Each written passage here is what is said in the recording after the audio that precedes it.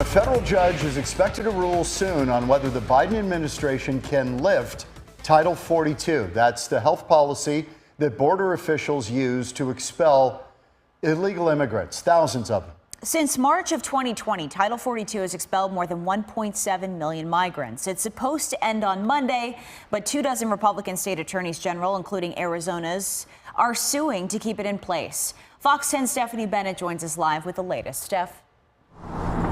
Yeah, Title 42 was first put in place at the start of the pandemic to kind of combat the spread of the COVID virus. Now, but critics say if it's lifted, it will create a sudden surge of a new illegal activity.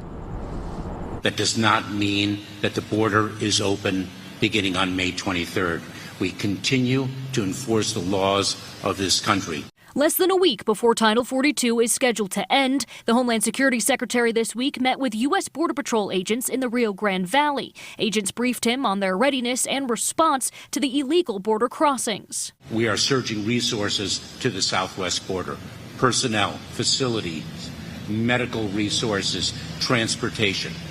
Second, we are improving the efficiency of our processing without compromising the security and integrity of our screening and vetting of individuals. Secretary Mayorkas says the U.S. is ready for a possible surge, but local communities beg to differ. Title 42 needs to stay in place. There's just no preparation sufficient enough at this point to manage that impact. The mayor of Yuma says hundreds of people enter his county daily. He knows Title 42 had to end at some point as the nation moves out of the pandemic, but something new needs to be put in place to combat the illegal crossing surge before it overwhelms resources and communities along the border. My concern is that capacities would be exceeded, and then there's releases to the streets of Yuma.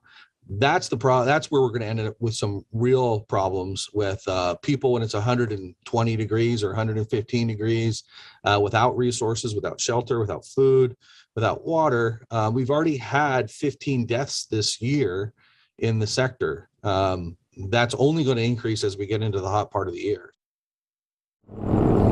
Now, although the lawsuit was backed by many Republicans, many Democrats also agree that something needs to be in place of Title 42 to stop the surge at the border. Reporting live in Phoenix tonight, Stephanie Bennett, Fox 10 News.